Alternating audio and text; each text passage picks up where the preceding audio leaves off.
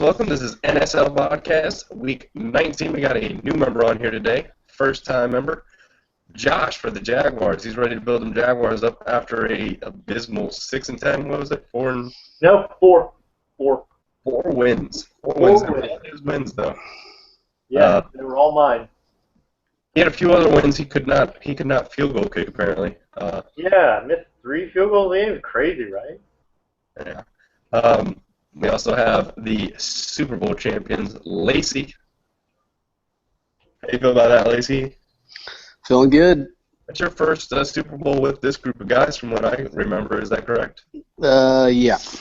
And that's nice. Lacey, well earned.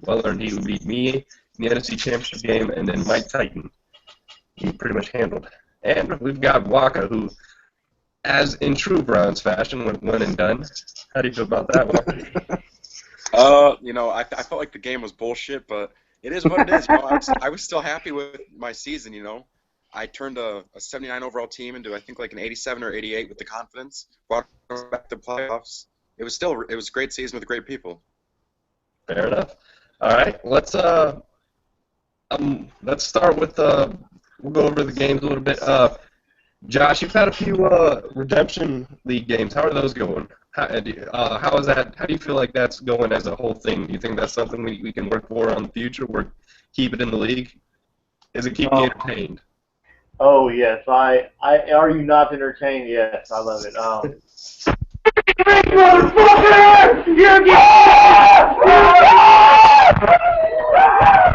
What the fuck?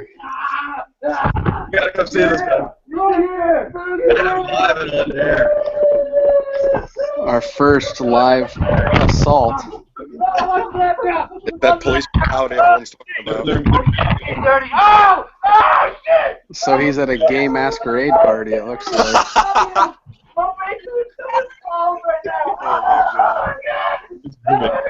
Some eyes wide shit type stuff with all men. I'll show you.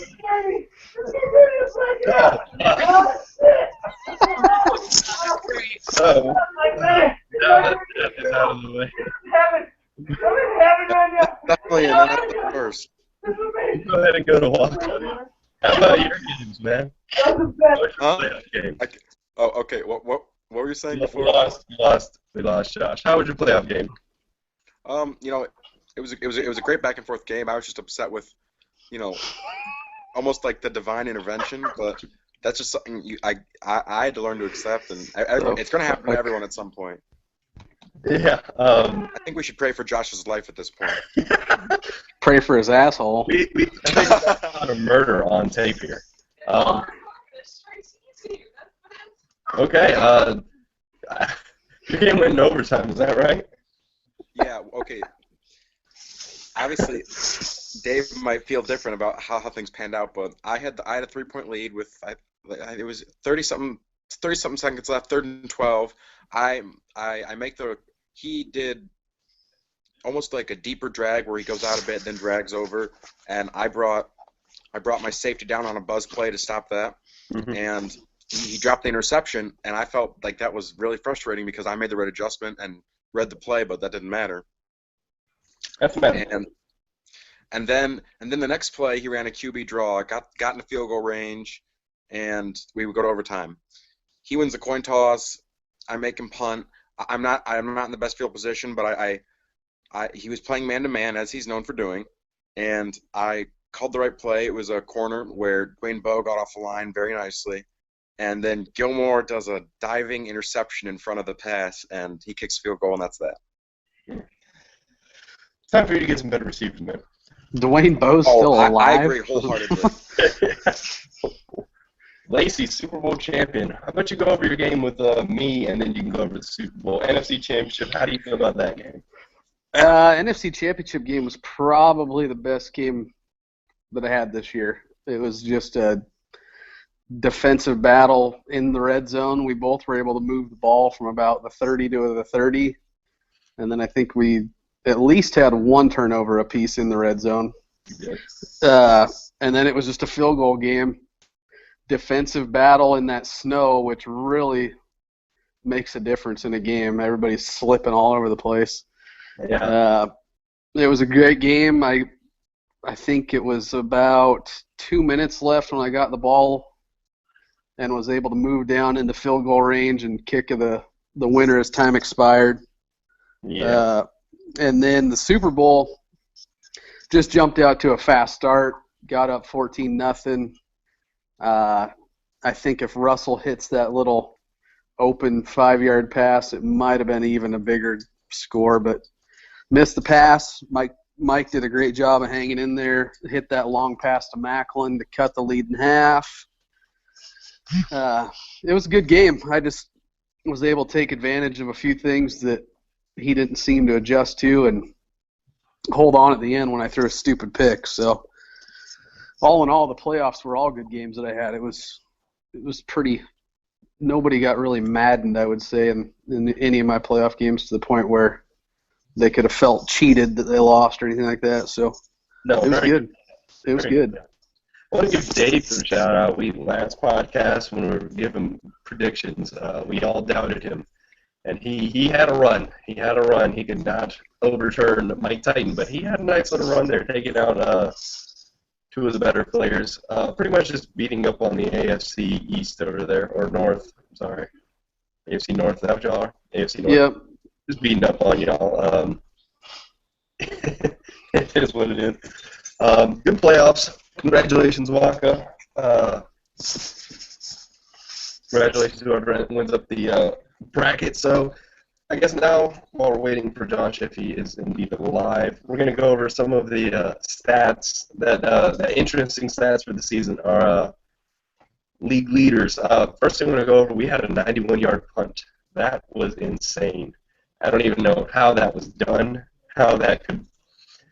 91-yard punt, yeah, I see, yeah. He had to kick that from, like, me and Lacey were talking about this earlier, at least the 8, and would have to go out at the 1, so what a punt.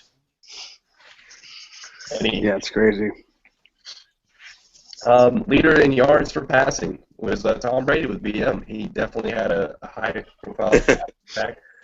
To match that was leader in sacks, Tom Brady. 52 on the season. 52 on the season. What? Yeah. Unparalleled. 52. The least surprising stat in the history of our league, even though it's only 1 year. You know what? If BM ever just invested heavily on offensive line, we might be in trouble because he will sit back there until somebody gets open. He doesn't care. He'll take that sack. Well, my question is, why did Tom Brady not retire after getting sacked 52 times? Or not get hurt. Yeah, I'd be done with the game of football after that. I'd be traumatized. He's a fighter, apparently. Most interceptions is Phillip Rivers. Actually, a three-way tie between Phillip Rivers, Matt Stafford, and David Carr. David Carr also was tied for the most fumbles, so David Carr had a terrible year. Derek Carr. Yeah. I don't think he got very much XP this year, so I do not see him coming back next year. Andy Dalton also had a good year, tied with Russell Wilson for completion percent at 69% completions, and the highest quarterback rating at 126.9, which will be pretty hard to beat in the future. But running back, which both you and Lacey both have on here, you were the highest running back with 1,719 yards. And Marshawn Lynch was the highest running back for yards after contact, 474. That one's no surprise. No. Yeah, we saw that in the Super Bowl like 2 or 3 times. When, the touchdown run he had, he just trucked the corner and went to the house. Yeah. What are you going to do when he retires? Go 6-10. How about you? How about Niles Davis? How'd you have such a good year with Niles? I mean, it's while Niles Davis has great attributes and whatnot, what you really have to look at is my line, and the fact that I believe I had 3 90s, 2 99s, being that Bitonio hit a 99 during the season, and people forget how important the trenches are. You can't tackle Niles Davis, or at least I couldn't. Yeah, that too. He broke every damn tackle, I swear. But I'll tell you, unlike what Josh said, he's not the best running back in the game. Doesn't have to be. Yeah, no, I'm just I agree. You just put him in the right system, with enough attributes, and they'll get it done. I would say Lat Murray's coming, but I'm focusing on the pass game. I'm doing like I did last year, starting off run, then I'm going to go heavy pass. I don't know if it's going to work, but I feel like I can win. I'm not going to be able to win a Super Bowl relying on a run because it's too inconsistent. So next up, most receptions, most passing yards, both Julio Jones, 104 catches, 1,595 yards. That's no surprise. It's Julio Jones. Yeah, he went off for and that wasn't even close. The next closest receiver was on like 1,200. Mike Wallace barely went over 1,000. But we did have a 17 touchdown receiver, T.Y. Hilton from Pink. So we also had an interesting stat here: most sacks allowed by Nate Chandler of the Panthers. 15 sacks allowed. Yeah. Those are watch out blocks. I think half of those were when I played them because I think I had 9 sacks against the Panthers. So, well, some of those were against Nate Chandler, I'm sure. And yeah. If I had Nate Chandler on my team, I don't know what I'd do to him, but it would not be pretty. Move him to D tackle. Something, Jesus. We had some defensive stats. We had most interceptions were Deshaun Golston and Shea McClellan. Not a big surprise there. I know, Walker, you thought you caught back up to him, but you did not. They both had 13 this season. I'm more surprised about Deshaun Golston. Yeah, I don't know where Rock'em Sock'em had 13. Nobody really was talking about him. And he came out of nowhere.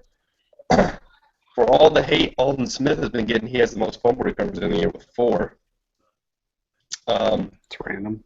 Another surprising stat: most sacks come from Stifler, actually, or most tackles for a loss come from Stifler. Avery Williamson, 25 tackles for a loss. Yeah, just random guys that you don't really think about things.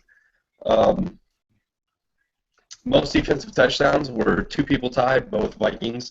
Xavier Rhodes and Robert Blanton both had 3. Lamarck had the kicking game on point. He had the most field goals made, longest field goal, and the most field goals over 50 yards with Phil Dawson. So, what was the longest field goal? 61 yards. Yeah. And he also had 5 field goals over 50, tied with me and Rabbit. Also had 5. Most punts. Gator, believe it or not, had the best punting guy. Jeff Locke had the highest punts inside of 20. Like I said, Marquette King from Bo had a 91-yard punt somehow. Other than that, we didn't really have any super stats. We also had our first Hall of Fame inductee. Me, Lacey, Waka all know who he is. Some of the newer guys might not, but we inducted Miami Flash into the Hall of Fame. He's not in the league, truly, but nobody in the league really has put up a resume yet to fully get inducted. But he definitely, we all joined his league before. He brought us all together, and it really made NSL what it is today because we saw everything he did in that league, everything that we liked about that league, and we took it and we tried to take it another step further. So how do you feel about I believe Lacey voted for him, and Walker knows who he is. How do you feel about Miami Flash getting our Hall of Fame first ballot, our first Hall of Fame? Lacey? I couldn't think of anybody better. Mo brought me in with Cubs originally back in, I think it was 2004, to create the first Clutch Players. It was a 2K league to start with, and I mean, he did everything we're doing now through the website on Daddy Leagues. We were using the 2K website back then, and he would do the graphics and stories and made it a lot of fun, 10 years ago. So yeah, but it was hard to do. And it was, it took a lot of time back then, and it was all new to everybody. And so I couldn't think of a better guy. I mean, we all got brought together for a league to create this one based off of him starting that, 10 years ago. So no problem with that whatsoever. How about you, Walker? You were in his league for 2 or 3 years. You weren't in there for as long as everybody else, but still our Hall of Fame. How do you feel about him being the first inducted to the Hall of Fame? Well, I also knew him 2 years prior, also from 2, that's right. You were in leagues.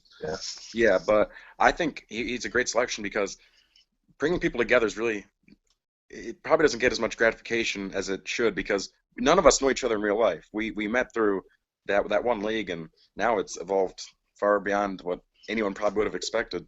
Yeah, I agree with that completely. Like I said, what we do here, what he did has a lot of bearing on what we do here. We didn't always agree with what he did. We didn't always agree with the previous league. We didn't always, agree with Miami, and he wasn't always the commissioner.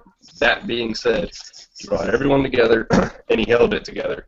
And I think that's pretty apparent by the good group of guys we have are mainly from Miami, bringing these guys together. So, despite the fact that we might not have always agreed with them and we created our separate own league, I still got to give the man props. So, all right, on to free agency starting tonight.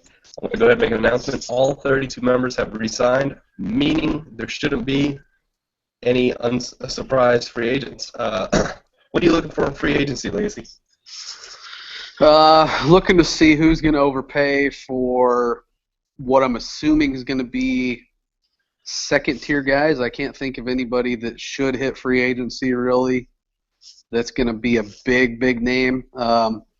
I will say if Demaryius Thomas somehow makes his way to free agency, we're going to have to make sure that nobody's bidding on him because he's signed. Yeah, him and Justin Houston for Mike. Justin Houston, yeah. So we'll have to look for that. Looking for who's going to overpay, and then I'm going to look to see which scragglers I can get on the dirty cheap at the end when nobody's going for them. Yeah, I've noticed that too. Everybody's looking for offensive line. Everybody except Waka, and we're going to have 83 rated linemen getting paid like superstars. Oh yeah. I just can't do that. So no. Let's see what the prices are. Waka, what are you looking for in free agency besides everything? Yeah. I sincerely hope no one screws their team over with ridiculous contracts, but I'll just be looking for. Usually, what I generally look for every year is overlooked guys who I can fit into smaller roles. Like, it'd be nice to get a big name, but you really can't count on that in free agency. No, you can't. The thing is, you have a problem when you tie up all that money in somebody and you don't get them. Then that's just you're not getting anybody. Yeah. I very rarely personally go after a big name guy. I think in my entire career, the biggest name I've landed was Torrey Smith, and I love Torrey Smith. Torrey Smith's my favorite. But I keep bringing him up because he is Lacey's nightmare. Yes, he is. So many people won't understand that, but I do. I definitely wish I had him against the NFC Championship game, but I did not, so I got no offense. As Richard Sherman shut down Mike Wallace. Mike Wallace is not Torrey Smith. How about the draft? What do you y'all been scouting the draft? What do you see in the draft that's new this year, or that you think is going to be deep, Lacey? Well, the draft this year I like a lot more than last year. You get a lot once those combine numbers come out, you can really judge specific attributes that you're looking for. So it gives you a better idea of who you're picking rather than just blind luck. There's going to be somewhere in the range of 10 to 20 stupid fast corners and wide receivers, but it's not like last year where there's probably more in the range of 40 or 50, and you can find guys in the 6th and 7th round that have 98 speed, 96 acceleration, and you put them at corner and nobody can make a completion on them. So it'll be interesting to see which route guys go in the draft. I'm picking at the end, obviously, so I can't really do too much scouting and thinking of who I'm going to get, but I'm hoping to make a couple trades in the middle of the draft, but we'll see. Point. Waka, what are you looking for in the draft, man? You see anything interesting in the draft that you're willing to give out to the rest of the league? Honestly, I'm not the best guy to ask for who you should go for and stuff like that in the draft. I've never been the best drafter. I'm just gonna, hope to find a fast wide receiver. Maybe there's some. I know this year there's some good 3-4 pass rushing linemen. So. Fair enough. think I'm just going to look for best possible available. I'm a Zimmer kind of guy. I look for the intangibles. I look for the strength, speed, stuff I can't build. Just hope I can build it. Last question about this. Lacey, what do you feel like if there's one thing you could fix this offense or offseason on your team, one thing that if you could just magically fix, what is it? Well, I'm going to have to attack my left guard because Alvin Bailey thinks he needs to be paid $12 million a year, and that's not going to happen. So, wow. Somebody's going to overpay for him. I think I got him up to an 85 or an 86. So I'm sure he'll be one of the bigger free agent signings. So that'll be my only real need area. After that, it's going to be best player available that I can find, really. But if I could pick one spot, I gotta find a replacement for Lynch whenever he's done. Okay. Well, one spot you need, man. No matter what, if it could just fall into your hands and be fixed, what's one spot you really need fixed? I would want a stud wide receiver, not to knock on wood, but a guy like Demaryius Thomas, who obviously shouldn't hit free agency, but just a guy who would complement Josh Gordon perfectly. I have been looking in the draft. Last year, they had 3 people that were below 6 foot. This year, that is not the case. No, a lot of small guys.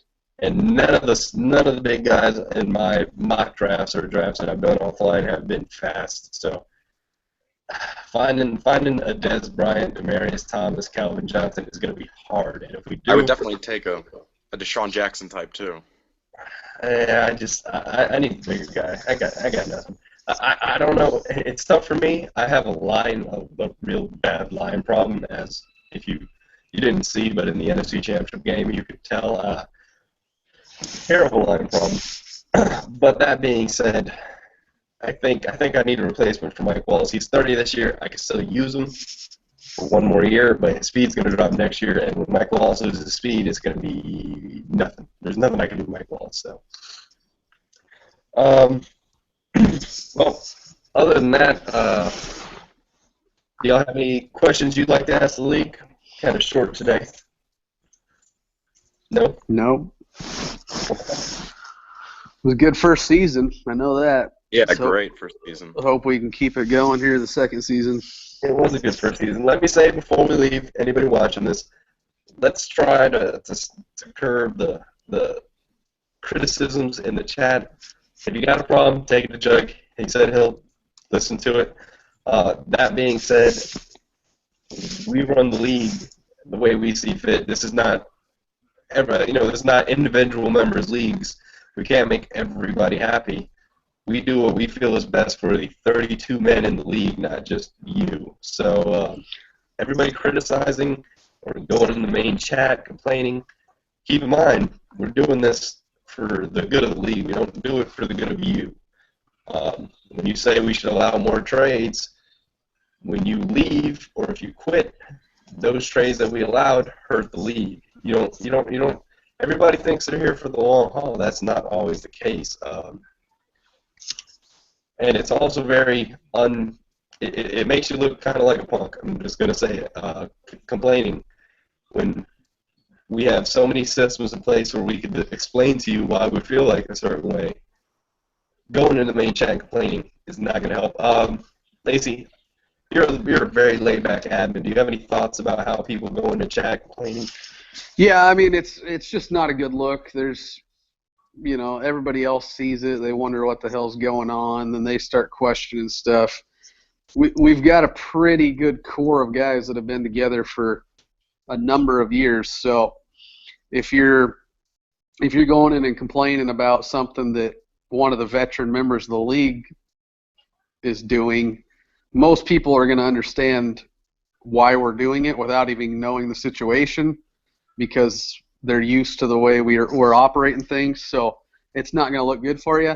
I would say when you're making a trade, the best thing you can do is PM an admin and explain your thoughts behind making that trade, so that when we go in and discuss the trade, we have your line of thinking, why you're doing it, the benefits you see from doing it, then we don't have to guess. And when it comes to trading quarterbacks, I would say those are probably, for me anyway, the ones that I'm going to look into the toughest before I give a yes. I want to see that you have a plan for a replacement, either on your roster or you're going to draft one. And if you're trading a quarterback, it either needs to be for another quarterback or you've got to have that replacement in place, because nobody wants to take a team that has no quarterback.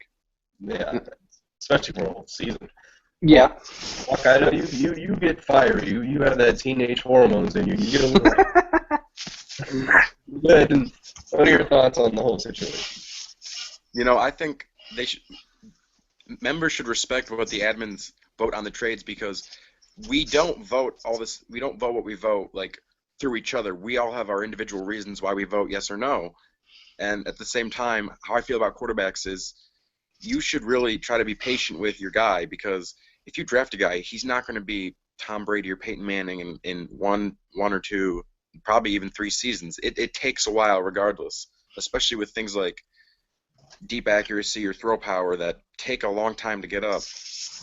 Going up Blake Bortles? Going up Blake Bortles here? Josh isn't here to defend himself. He got beat up earlier. I think he got molested. I think so. All right, guys. Well, I guess that's it for the podcast. Ready to go next week. We'll have a little bit more information. We'll have the draft. Next week's going to be draft grade, so it's going to be a longer episode. I'm going to go through all the teams. So draft is what, Monday? Draft is Monday. I'm going to keep track of everything, have all the rookies. I'm going to have a list that I'm going to send you guys.